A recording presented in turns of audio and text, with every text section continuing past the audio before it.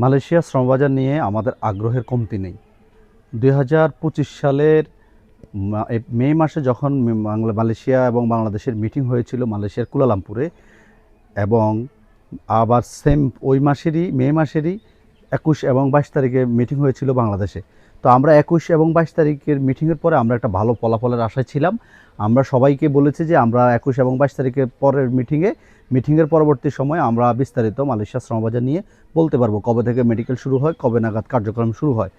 কিন্তু বাংলাদেশের এবং মালয়েশিয়ার সকল কার্যক্রম সম্মতি হলেও সেন্টিগ্রেড বিষয় নিয়ে একটু গ্যাপ রয়েই গেছে। যেমন মালয়েশিয়ার পক্ষ থেকে বলা হয়েছে যে নির্দিষ্ট সংখ্যক এজেন্সির মাধ্যমে কর্মী নেবে মালয়েশিয়া, কিন্তু বাংলাদেশ তো সেটা চাচ্ছে না। বাংলাদেশ চাচ্ছে ওভারঅল সবার মাধ্যমে কাজ করার জন্য। কিন্তু যেহেতু মালয়েশিয়া অলরেডি এই ঘোষণাটা দিয়েই দিয়েছে, তো সেক্ষেত্রে আমরা ধরে নিতে পারি সিন্ডিকেট হবে। কিন্তু তো সিন্ডিকেট হবে এটা শিওর, কিন্তু কবে নাগাদ মেডিকেল শুরু হবে, কেন হচ্ছে না, এই প্রশ্নটা প্রতিনিয়ত মানুষ করছেন, সবাই করছে। আসলে আমি আমার ব্যক্তিগত চিন্তা অথবা ব্যক্তিগত যদি মত প্রকাশ করি, এটা আপনারা অফিসিয়াল কোনো কিছু ভেবে নেবেন না, এটা আমার একান্তই মতামত। সেটা হলো বর্তমান সরকার সেন্টিগ্রেড নিয়ে একটু দ্বিধাদ্বন্দ্বের ভিতরে আছে। যদি আমি আপনাদেরকে একটু ক্লিয়ার করি, সেটা হলো যদি মালয়েশিয়া এবং মালয়েশিয়ার শ্রমবাজারটি খুলতে চায়, তাহলে মালয়েশিয়ার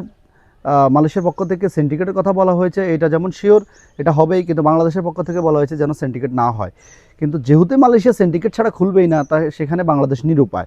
তো কথা হচ্ছে, তো মেডিকেল হইতে অথবা কার্যক্রম চালু হতে লেট হচ্ছে কেন? এটা লেট হওয়ার একমাত্র কারণ যেটা আমি মনে করি, সেটা হলো বাংলাদেশ সরকার সমালোচনা পড়ার একটা ব্যাপার এখানে থেকেই যায়। যে আগেও সেন্টিগ্রেট ছিল, ফ্যাসিস্টের আমলেও সেন্টিগ্রেট ছিল, এখনও সেন্টিগ্রেট। এখন এই দায়ভারটা কিন্তু বর্তমান সরকারের আসবে। এই জন্য এই দায়টা হয়তো বা এড়ানোর জন্য, অথবা এই দায়টা কিভাবে কি করা যায়, এই বিষয় নিয়ে হয়তোবা এখন পর্যন্ত সমঝোতা চলছে। হয়তোবা সেই জন্যই আমার কাছে মনে হয় মেডিকেল এখন পর্যন্ত শুরু হয় নাই। বিষয়টা যদি আমি একবারেই আঞ্চলিক ভাষায় বলি, তাহলে বলা যায় যে লুঙ্গিতে আগুন লাগার মতো অবস্থা। বর্তমান সরকার কলিং খুললেও যেমন বিপদ, না খুললেও তেমন বিপদ। যদি সেন্টিগ্রেটের মাধ্যমে খুলতে হয়, তাহলে তাকে সমালোচনায় পড়তে হবে। আর যদি সেন্টিগ্রেট ছাড়া কলিং খোলার চেষ্টা করে, তাহলে শ্রমবাজারটি তাকে হারাতে হবে।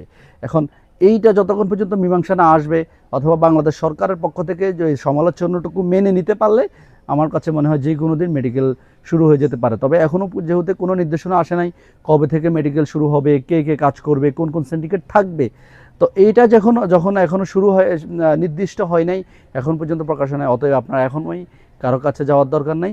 আমাকে অনেকে মেসেজ দিচ্ছেন যে ভাই আমি ১৩,০০০ টাকা দিয়ে মেডিকেল করছি, আমার মামায় নেবে, আমাদের ২ খালতো ভাই। একবারই প্রতারণা। আপনারা এইসব ভুয়া মেডিকেল অথবা পাসপোর্ট জমা দিয়ে টাকা দিয়ে জিম্মি হওয়ার কোনো প্রয়োজন আছে বলে মনে করি না। তো এটুকুই আমার বলার ছিল। সবাইকে ধন্যবাদ। আসসালামু আলাইকুম।